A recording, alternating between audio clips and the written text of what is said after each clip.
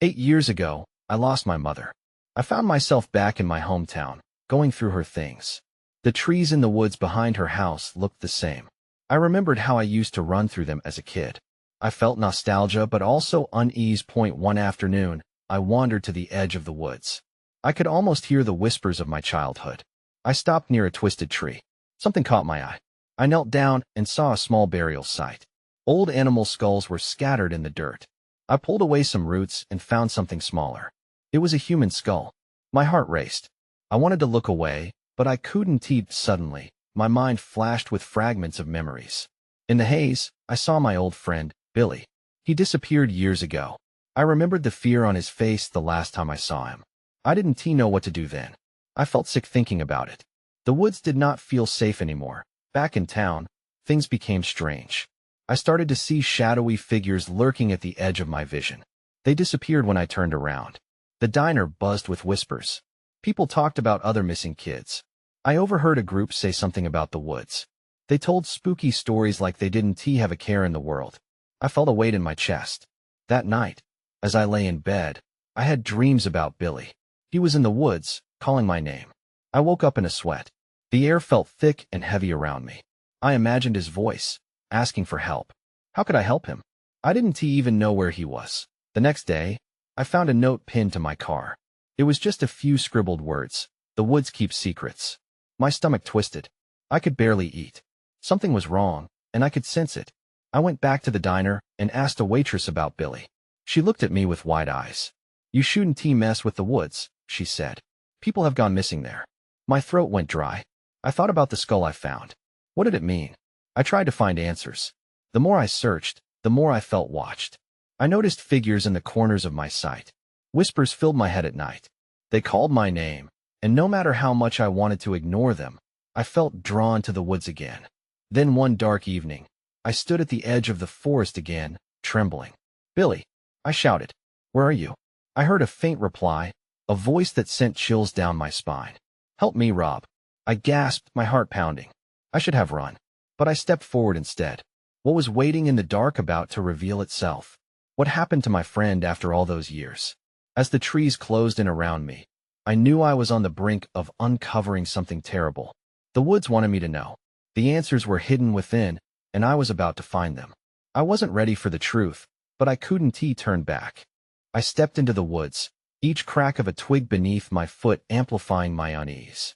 The darkness wrapped around me like a heavy blanket, and I could scarcely breathe as I pushed deeper. "Billy," I shouted again, my voice shaky. The thin air felt charged, as though something was waiting just out of sight. "Help me, Rob." The voice echoed again, clearer and more desperate. I followed the sound, my heart racing, each step pulling me toward a truth I wasn't sure I wanted. The deeper I went, the thicker the trees became. Their branches clawed at me, snagging my clothes as if they were trying to pull me back. I noticed patches of ground that looked disturbed, earth dug up and pushed aside like something had been unearthed recently. My stomach flipped. What had happened here? Suddenly, I spotted a glimmer through the trees. I approached carefully, forcing myself to focus on the ground instead of the growing dread in my gut. But then I saw a pile of dirt next to a rock, perfectly shaped and too symmetrical to be natural. Hesitantly, I knelt down and brushed my fingers across it. The pulse of the earth hummed beneath my touch. Then, more words screamed through my mind. "The woods keep secrets." My pulse quickened. Forcing myself to dig, I felt my fingers scrape against something hard. Panic surged through me as I pulled it free, exposing what looked like a small bone, a child's bone. "No, no, no, no," I whispered in horror, the realization washing over me like a cold wave. I dropped it and stumbled back, my eyes darting nervously. This couldn't be happening.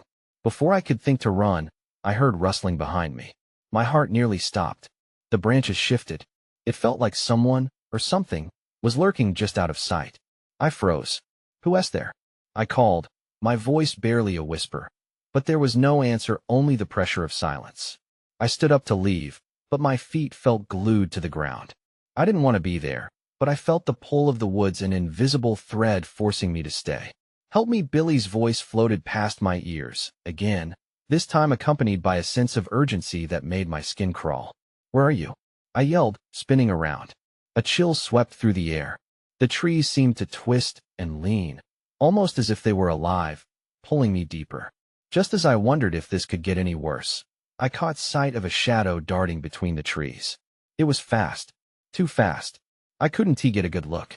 My heart raced again as the initial fear turned into an overwhelming instinct to flee. But then I noticed a figure standing in the distance, partially hidden. The silhouette was unmistakably a boy. My breath caught in my throat. Billy? I took a hesitant step forward, desperate to reach him. The figure stood still, and I could make out a face, blurred by the dim light filtering through the leaves. But before I could take another step, the air around me thickened like fog. Everything went dark, and then the noise blasted through my mind. A chorus of whispers, louder now, drowning out my thoughts. Rob, help me. Then I woke up. I was alone, back at the edge of the woods, my heart racing. I glanced back to the shadows beneath the trees, feeling the weight of their secrets pressing down on me. What had just happened? Was it all a dream, or had I come closer to finding Billy than I ever expected? I couldn't just stand there. I had to know the truth. But as I prepared to step back in, I felt something cold and sharp press against my leg. Something was watching me. I jumped at the chill that crept up my leg. I glanced down, and my breath quickened. A small, jagged rock lay on the ground, glistening in the faint light, but it wasn't that which sent waves of dread through me. It was the sudden difference in the air, heavy and electric, like a storm was rolling in. Get it together, Rob, I whispered to myself, shaking my head. I couldn't give in to fear. I had to find Billy. I moved again, stepping carefully back into the woods, keeping my senses sharp. Each rustle of leaves felt like a warning. Help me, the voice called again, this time faint and cracking. I felt that pull again, a hard tug in my chest urging me deeper. I pressed on. The darkness seemed thicker now. My flashlight flickered as if sensing my frustration. I cursed under my breath, tapping it against my palm. Please work, I pleaded, and it finally steadied, casting a weak beam through the trees that I followed the glow, each sound amplified in the night. It felt like I was being watched. The trees buzzed with a latent energy, the whispers growing louder around me. What do you want? I shouted, half expecting an answer that would make it all clear. Suddenly, something moved to my left. I swung the flashlight, but it was just shadow, nothing tangible to grasp onto. But then I saw it again, the silhouette that resembled Billy's. My pulse raced. Billy, wait, I called. I chased after that fleeting blur, pushing through branches that clawed at my arms. My heart hammered in my chest, each beat echoing in the silence surrounding me. I couldn't lose him. Not again. But then I stumbled. My foot caught on the roots that twisted like snakes through the earth. I fell to the ground, breathless and panicked. When I looked up, I saw a clearing ahead. The moonlight poured in, illuminating the underbrush like a beacon that I crawled toward it and froze, a twisted sense of horror creeping back. In the middle of the clearing stood a small altar, crudely built from rocks and filled with what looked like scraps of fabric, old toys, and more bones, definitely more than the one I had uncovered earlier. My stomach churned. What is this? I cried, my voice breaking. The urgency of my search felt lost in the nauseating horror of my surroundings. That's when I caught movement out of the corner of my eye. I turned sharply. There, emerging from the shadows, was a figure. A girl, her face pale and gaunt, eyes wide with fear. Help me, she whispered, and I felt my heart drop. Billy needs you. But before I could ask how she knew him, the ground began to tremble beneath me. It felt alive, like the forest itself was responding. The whispers crescendoed, a cacophony of voices crying out in unison. I backed away, panic overwhelming me as I realized the girl was fading, blending into the shadows. Wait, I yelled, but it was too late. She vanished, leaving me alone with the altar, the bones, and the overwhelming sense that I was not meant to be there. Then everything went dark again, not just because the flashlight flickered out, but because the whispers stopped. An eerie silence fell, pressing down on me. I could feel it, the woods were alive, drawing closer. I needed to escape. I turned, ready to run, but something caught my foot again. This time, it was a hand, cold, skeletal, and tight around my ankle. A scream clawed at my throat as I was pulled down into the darkness. I couldn't let go. I fought back against the grip desperately, but it was strong. The last thing I saw was the moonlight overhead, and the whispering returned, clearer now, echoing in my ears as I was dragged into the depths of the woods. "Rob, help me." I gasped as I fell onto the damp earth, the grip around my ankle finally giving way. I scrambled to my feet, heart racing in my chest. The darkness felt thicker here, the air alive with an otherworldly buzz. I blinked, trying to adjust to the shadows. I turned to run, but the whispers returned, swirling around me like a swarm of angry bees. They were louder now, forming words that I could almost comprehend. "Leave now," it pleaded, tinged with desperation. I hesitated, feeling the weight of the forest pressing in on me. There had to be a way out. As I stumbled forward, my foot connected with something hard. I looked down, and a chill ran through me, a child's shoe, covered in dirt and leaves. My stomach twisted. "Billy!" I shouted, but my voice felt lost in the storm of whispers. There was no time to waste. I swept aside the underbrush, desperate for another sign, another clue. The whispers quieted as I surveyed the area. It unnerved me. The air felt stagnant, the trees holding their breath.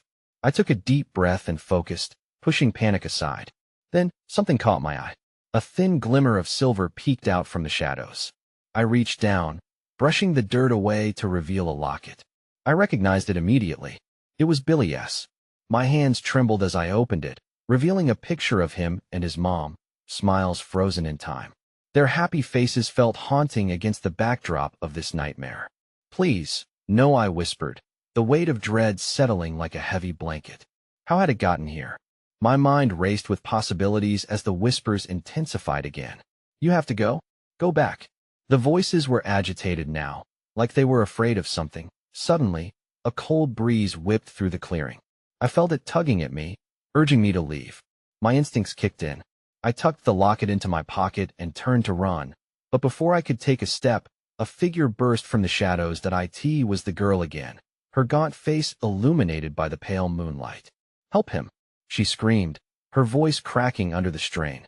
"It's not safe here." I wanted to understand, wanted to ask her what she meant, but I felt an icy grip on my heart. The ground trembled again, more violently this time. I could see roots twisting and contorting, seeming to reach for me. There was no more time. "Stay away," I shouted, but the girl's expression changed to one of horror. She pointed behind me. My blood ran cold as I turned to see a large shadow lurking in the trees, its outline shifting and writhing like a living darkness. I took off, panic igniting my legs. I pushed through low branches and thick foliage, adrenaline surging. The locket pressed against my chest, a reminder of my mission. I had to find Billy. I could hear the whispers again. "Help him. Save him." The path ahead twisted like a maze. I had no idea where I was going, but there was no turning back. The shadow followed, creeping closer, and the air thickened with its presence. I didn't look back. I couldn't. "Rob, help me." The voice was clearer now, almost pleading. It was coming from the darkness around me, luring me in. I could feel something evil closing in. As I dove deeper into the woods, I knew I was running out of time. I had to confront what was chasing me, or I'd be swallowed into the night forever. I darted between the trees, my mind racing as the shadows chased me. "Billy!" I shouted, the name echoing like a desperate plea into the night. The whispers were insistent now, more urgent. The ground shook beneath me, a reminder that I wasn't alone. The trees closed in, their branches scraping against my arms. I stumbled but pushed onward, determined not to lose him. My breath hitched as I veered around a massive oak. The cries grew louder, swirling through the forest like a haunting melody. "Help him! Help him!" Then, out of the corner of my eye, I saw a movement, a flash of color. I turned, heart racing, and spotted a tiny bracelet glinting on the forest floor, half buried in the leaves. It was blue with silver charms. Billy's favorite bracelet. I bent down, shaking hands, brushing aside the dirt, trying to ignore the tension in my gut that I should have kept running. But something compelled me to pick it up. I clasped it tightly, feeling its cool metal against my palm. Just then, the whispers simmered down to a low hum. "You're close. Keep going." The voice was different, deeper, yet oddly comforting. But the shadows loomed larger, dark tendrils reaching for me. I pressed on, trying to follow the direction of the voice. "Billy!" I yelled again, fear of what I might find clawing at my chest. Suddenly, I burst into a small clearing. Moonlight broke through the branches, illuminating an old wooden well at the center. It was ancient, the wood weathered and cracked. My heart raced as I approached it.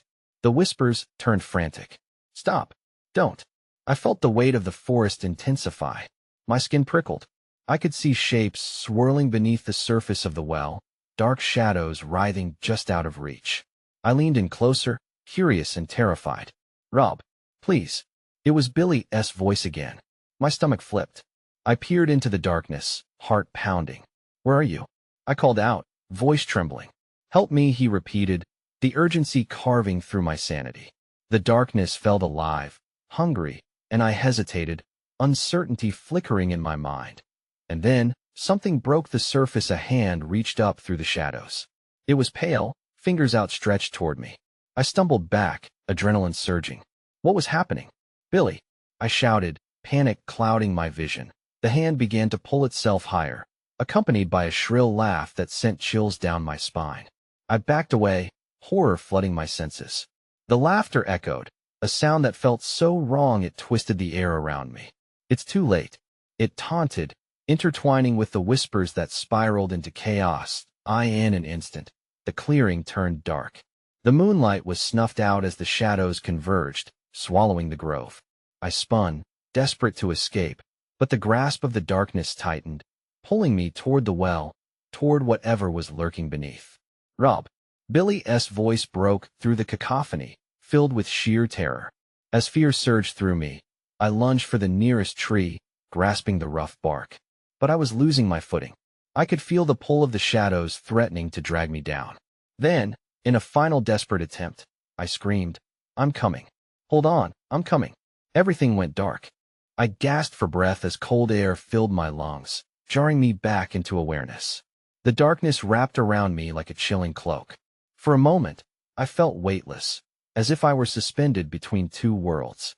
Then, suddenly, I slammed into the ground, the impact knocking the wind out of me. I pushed myself up, disoriented. The clearing was gone. I was now in a dense fog that obscured everything. My hands trembled as I brushed away the leaves stuck to my clothes. Billy! I called, my voice barely making it through the murk. The fog thickened around me, swallowing sound and sight. I took a shaky step forward, feeling for something to anchor myself. You can't be gone, I whispered to the empty air. Trace amounts of the whispers lingered, but they were no longer comforting. Instead, they coiled and twisted, almost mocking. Help me, the voice came, soft yet echoing, cutting through the fog. It sounded like Billy, but distorted, like a recording played on a broken speaker. Panic surged. The ground trembled beneath me like a warning. Then I remembered the bracelet. I fumbled in my pocket, fingers closing around the cool metal. Clutching it tight, I shouted, I have it. Where are you? But the only response was a deeper silence, pressing against my ears. As I turned, something shifted in the fog. My heart raced. I caught a glimpse of a shadow darting away. Who's there? I demanded, forcing bravado into my voice. My throat was dry, and I strained to see through the thick mist. Without warning, a low growl broke the stillness, sending icy dread through my veins. I stepped back, biting my lip to suppress my fear. Maybe it was just an animal. But the growl deepened, morphing into a chilling laugh that echoed with sinister intent. You shouldn't have come here, it sneered, the taunt sending shivers through my body. I turned, wanting to run, but the surroundings spun. I was lost, and worse, I could feel eyes watching me from the cover of the fog. Billy! I shouted, desperation trickling into my voice. The cold grip of dread wrapped around my heart. Then, a sharp gasp broke through the fog. It was Billy. I lunged toward the sound, feet pounding against the hidden terrain. I'm coming, I yelled, ignoring the growing panic that clawed at my mind. As I broke through the mist, I found myself standing at another clearing, but it was unlike before. Trees loomed overhead, their branches twisted and gnarled, dripping with moss. In the center stood a stone altar, black and foreboding, smeared with strange symbols I couldn't decipher. The air felt heavy, like I was breathing in something ancient and malevolent. And there he was, Billy. But he lay tied to the altar, eyes wide with terror. My heart dropped. Billy! I cried, lunging forward. I needed to get him out. Suddenly, A figure emerged from the shadows beside the altar. It was tall and cloaked, features obscured. The laughter returned, rich and deep, resonating from its core. "You've come to join him," it said, voice smooth and chilling. I froze, the bracelet slipping from my fingers and clattering to the ground. "What do you want?" I shouted, panic rising. But then, the fog began to thicken again, swirling around us. My vision blurred, and in that moment, I realized I was trapped. "No," I screamed, but the laughter ate up my words. The ground trembled, and the altar shifted slightly. I had to save Billy, but the shadows were closing in. I reached for him, feeling the distance growing, when suddenly everything went black again. When I opened my eyes, the oppressive fog had vanished, replaced by a bright, blinding light. I squinted, trying to make sense of my surroundings. Instead of the altar, I found myself in a small, dim room that felt eerily familiar. The walls were lined with old wooden shelves, and dusty books lay haphazardly piled on a warped table. My heart pounded. I had seen this room before in dreams. It was the same space where I had first found the bracelet, nestled between worn-out volumes. Panic spiked as I wondered how I got here, what had happened to Billy, and if I had been pulled back through time or something worse. Shuffling noises echoed in the corners, sending chills down my spine. "Billy?" I said quietly, my voice trembling. I moved cautiously toward the door, hoping to find a way out and find him. The doorknob felt cool against my palm. I hesitated, recalling the distinct pressure of unseen eyes that seemed to set my skin on fire. Gathering my courage, I twisted the knob and pushed the door open. The hallway was empty, illuminated by flickering lights overhead, casting strange shadows against the walls. The air felt heavy, as if it was charged with something sinister. I took a step forward, but my feet felt glued to the floor. "This isn't real. It can't be," I muttered, panic clawing more insistently now. Every instinct told me to turn back, but I couldn't. I couldn't leave Billy behind if there was a chance he was here. I moved down the corridor, glancing at the doors lining it. Most were closed, but one stood ajar, a faint glow spilling into the hall. Something compelled me to push it further open. Inside, the room was cluttered, stacks of papers and photographs cluttering every surface. Then I saw a picture of the stone altar, the one I had found Billy tied to. The symbols on the page seemed to pulse with energy, and my heart raced faster. Why did I feel drawn to it? What connection did I have to all of this? As I stepped closer to examine it, another shuffling sound came from behind me. My breath caught in my throat. "Who's there?" My voice echoed in the small space. I turned, heart racing, but the hallway was empty again. Suddenly, the lights flickered violently, and shadows danced on the walls. The air thickened, the temperature dropping sharply. Then I heard it again, the low growl from the fog. My heart thundered as realization set in. I wasn't alone. I backed away from the papers, fighting the urge to flee. "Billy," I called out, desperation swelling within me. "If you're here, say something." But my voice trembled, each syllable weighed down by the growing fear. And that's when I noticed a door at the far end of the room that was ajar, slightly swinging as if beckoning me inside. As I moved toward it, I felt a rush of cold air sweep through, and a whisper slid past my ear, chilling me to the bone. "You shouldn't have come back." I halted, staring at the door. This wasn't just about rescuing Billy anymore. It was about survival. I had to figure out what was happening, and fast. I took a deep breath and stepped forward, crossing the threshold into the mystery waiting beyond the door. The room beyond the door was unlike anything I had ever seen. It was vast and dark, illuminated only by flickering torches mounted on the stone walls. I stepped inside, the cold air biting at my skin. My breath came out in visible puffs, and I could feel the dread coiling tight in my stomach. As I scanned the room, I noticed a large, ancient stone table in the center, covered in strange artifacts. Maps strewn across the surface showed locations I didn't recognize, with ominous markings etched alongside them. A sense of foreboding hung heavy in the air, making it difficult to think clearly. "Billy?" I called again, even though I feared the answer. The silence answering me seemed mocking. I forced myself to step forward, drawn by the maps, desperate for something to anchor me in this chaos. I needed clarity, something that could lead me back to Billy. Just as I reached the table, I felt a sudden gust of wind, extinguishing the torches in an instant. The darkness enveloped me, and I stumbled backward in shock. My heart raced as I struggled to gather my thoughts. I was completely alone now. Every shadow felt alive. Every creak echoed ominously. "Focus," I whispered to myself. I reached for my phone, praying it would turn on and cut through the thick darkness. But as I pulled it from my pocket, the screen flickered briefly before dying completely. An icy grip of fear twisted in my chest. No light, no connection. I was utterly isolated. Then, in the heavy silence, I heard what sounded like whisperings, soft, unintelligible murmurs surrounding me like a swarm. I felt the urge to run, but I knew I had to face whatever was happening. Maybe it was the shadows of the past trying to speak to me. I returned my gaze to the artifacts and noticed something strange glimmering under a pile of dusty cloth. I reached out and pulled it free. It was a bracelet of familiar design. My heart sank. It was the same bracelet I had found when this whole nightmare began. My fingers traced its intricate patterns, and as I held it, the whispers intensified. They morphed into a continuous stream of voices, filling my head with fragmented memories. Flashes of faces, moments that felt significant but were lost to time. I recognized one face, Billy's, just as the realization hit me. A loud crash erupted from the far side of the room, rattling the walls. My heart raced, and panic surged through me. "Billy!" I yelled, my voice cutting through the chaos.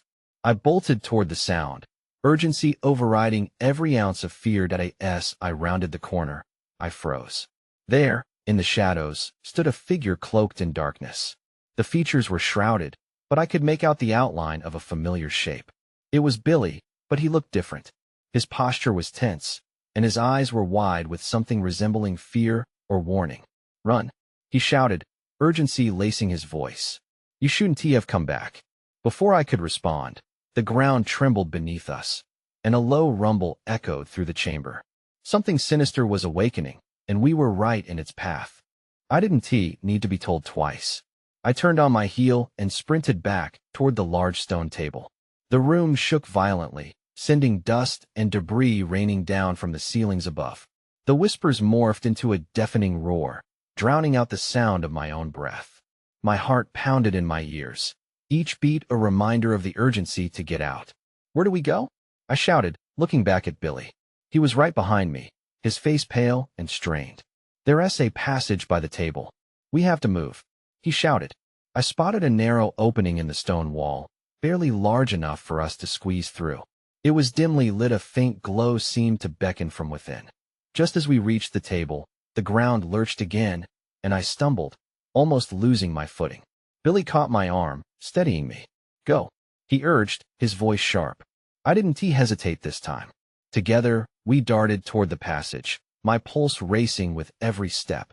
The moment I slipped into the narrow opening, I felt the pressure of the darkness behind me. A heavy thud echoed as something struck the floor where we had just been. I barely dared to look back, the fear of what was closing in on us gripping my throat.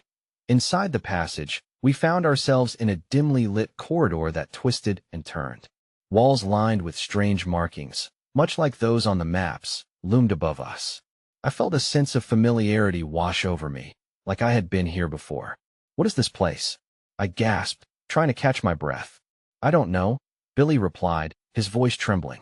"But we need to keep moving." The chill in the air deepened as we pressed on. Suddenly, I noticed the whispers again, echoing through the corridor, more distinct now. They seemed to be forming words, trying to communicate. I strained to understand, but the urgency of our flight drowned out their meaning. Then, I caught a glimpse of something ahead, a faint light flickering at the end of the corridor.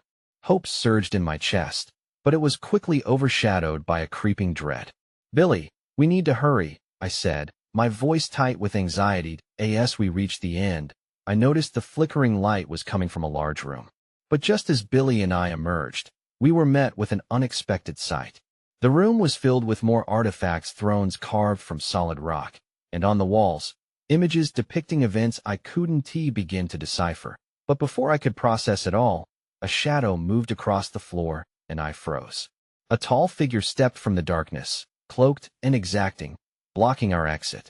It pointed a long, bony finger at us, eyes glowing with a fierce intensity. "Return what was taken." it demanded, voice echoing like thunder. Panic flooded me. What does it want? I shouted, feeling Billy's panic rise beside me. I don't know, but we need to find a way out now. I searched frantically for another exit, my mind racing.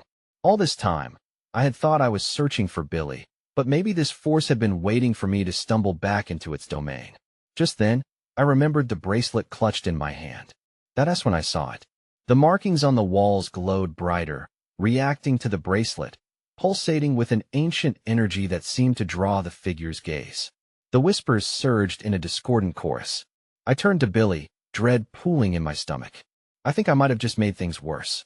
I stood frozen as the figure advanced, dark tendrils swirling around it like smoke. Its glowing eyes bore into me, demanding answers I didn't have. Return what was taken. It echoed again, more insistent this time, as if the weight of the forest itself hung on my next words. I don't know what you mean, I stammered, my voice feeling small against the vastness of the shadows. The whispers around us became a frenzied hum, overlapping voices cascading into chaos, each demanding something.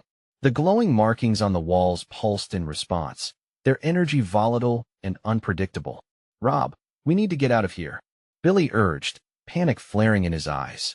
I could see the tension coiling in his shoulders, a mirror of my own fear. The figure drew closer, its intent unmistakable. There was a power in the air, a supernatural force that seemed to breathe, waiting for a moment of weakness. Clutching the bracelet tighter, I cast about the chamber, searching for anything that might help us. There, a glimmer caught my eye on the far side of the room. A small passage nestled between two thrones, just wide enough for us to slip through. Over there, I shouted, beckoning to Billy. He nodded, and together we made a break for the exit. The figure lunged, but I could feel the bracelet thrumming in my hand, a heartbeat of its own, pushing me forward. With one last glance at the ominous figure, I dodged into the narrow opening, pulling Billy behind me just as the darkness surged forward, angry and hungry. The tunnel was dark and twisting, the walls damp and rough against our palms. The whispers followed us, but now they felt distant, a cacophony fading into the background. Keep going, I urged, breathless as we navigated the bends. Do you think we lost it? Billy asked, his voice strained. I don't know, I admitted, though an instinct deep down sensed we were still being hunted. In the moments of silence, I felt a shadow and awareness pressing in on us from behind, lingering, waiting. Ahead, the flickering light returned, brighter than before. Caution tangled with hope. It's there. We might be able to escape, I urged, pushing forward. As we reached the end of the tunnel, I emerged into a vast, open space lit by an ethereal glow. It was beautiful and bizarre, like stepping into a dream, a realm caught between night and day. The air was still electric, and the landscape shimmered with a silvery mist that danced in the pale light. Where are we? Billy asked, eyes wide. I don't know, was all I could say. My heart raced, torn between awe and fear.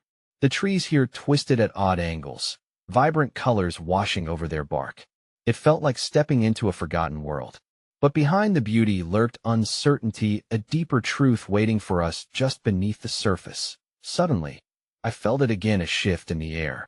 The figure must have found a way through, its presence looming like a storm cloud ready to break. We need to keep moving, I urged, glancing around for any signs of safety. But just as I turned away, I caught a fleeting glimpse of darkness creeping nearer, and unbidden, the voice echoed in my head. Return what was taken. I'm not taking anything, I shouted into the void, defiance warming my voice. Billy grabbed my arm, eyes filled with determination. Rob, we can't let it take us back. We have to find a way to break whatever hold it has. But how? The thought hung in the air, heavy and suffocating. The misfortune of ages lingered here, the warnings of past souls woven into the mist. What does it want? I wondered aloud. As if summoned, shadows coalesced just beyond the trees, flickering strangely, pulsing in a rhythm that seemed alive. The figure was still hunting us, seeking resolution for a fate we didn't yet comprehend. We do this together, I nodded to Billy, grounding myself in his presence. Whatever happens, we face it. And so, side by side, we began to navigate this ethereal realm, each step taken with resolve, the forest whispering secrets we were yet to learn. But the answers remained tantalizingly out of reach, just as they had always been. And in the recesses of my mind, I still clutched the bracelet, its significance as uncertain as the depths of the woods behind us. I couldn't shake the feeling that whatever happened next would be as much a part of the woods as the whispers themselves, a mixture of the natural and supernatural.